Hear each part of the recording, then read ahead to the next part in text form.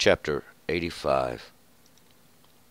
For the leader, a psalm of the sons of Korah. Lord, you have been favorable unto your land. You have turned the captivity of Jacob. You have forgiven the iniquity of your people. You have pardoned all their sin. Selah. You have withdrawn all your wrath. You have turned from the fierceness of your anger. Restore us, O God of our salvation, and cause your indignation toward us to cease. Wilt you be angry with us forever? Wilt you draw out your anger to all generations? Wilt you not quicken us again, that your people may rejoice in you? Show us your mercy, O Lord, and grant us your salvation.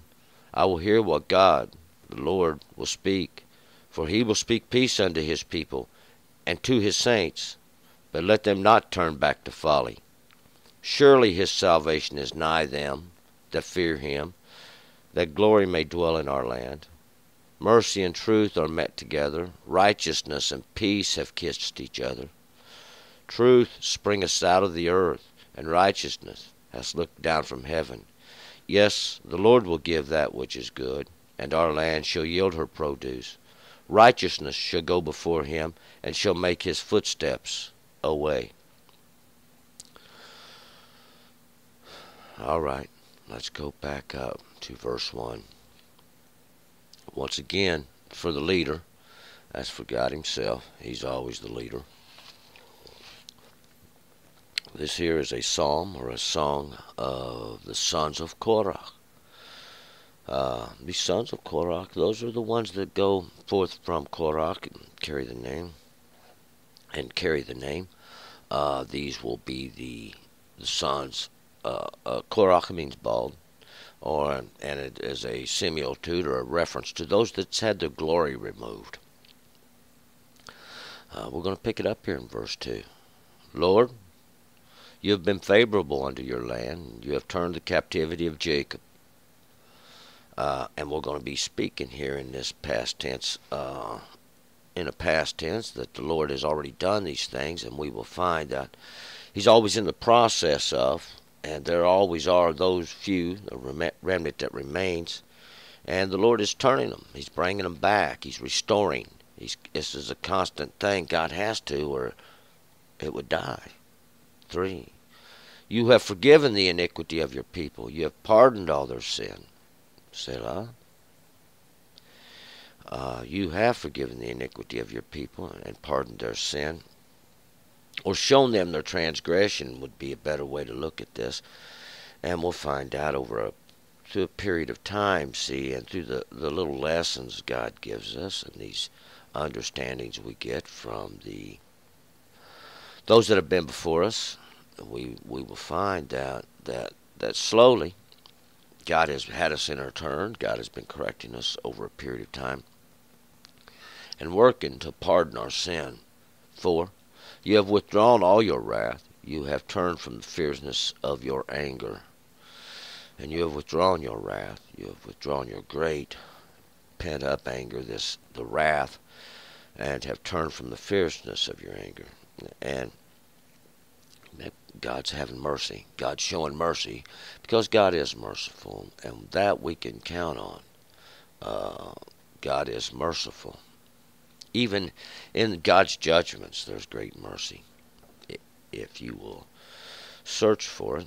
5. Restore us, O God of our salvation, and cause your indignation toward us to cease.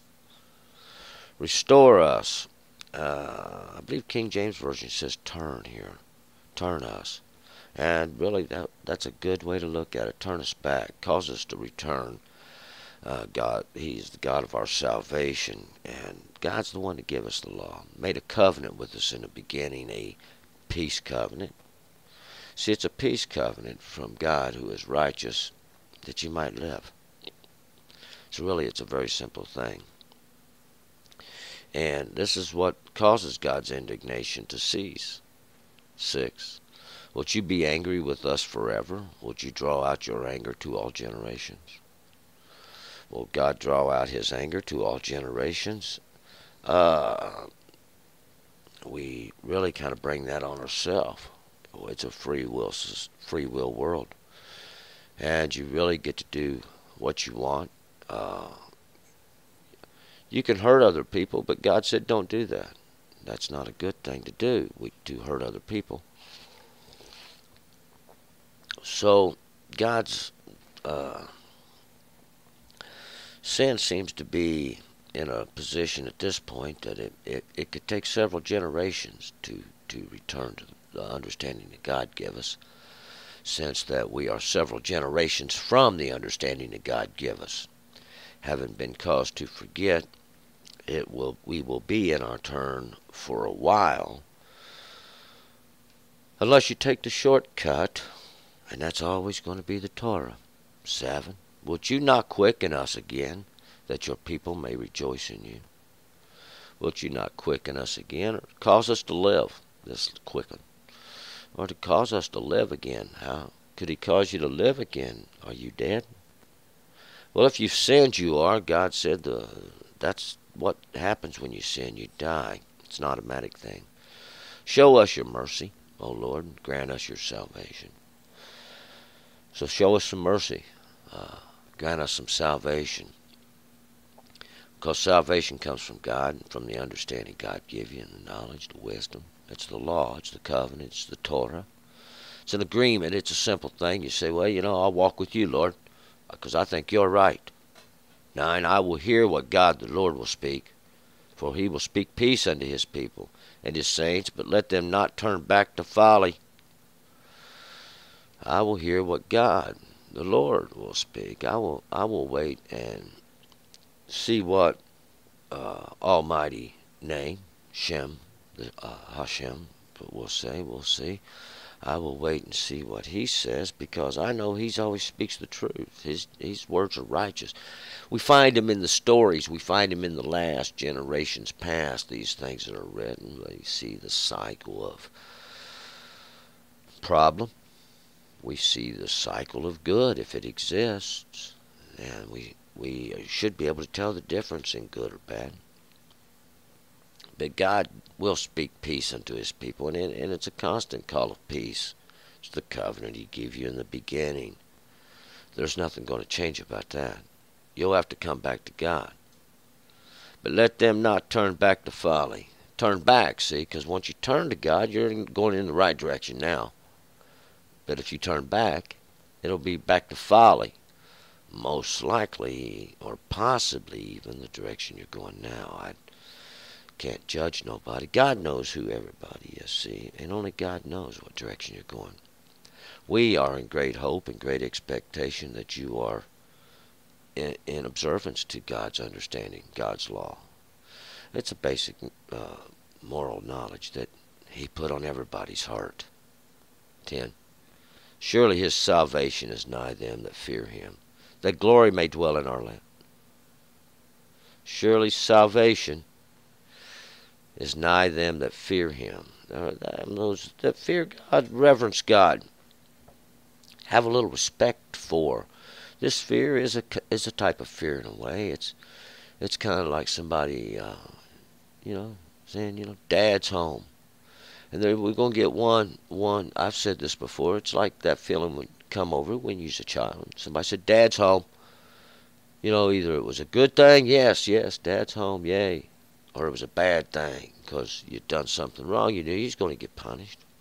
And that's the kind of fear we're talking about, that fear of reverence and love. It's a combination of both.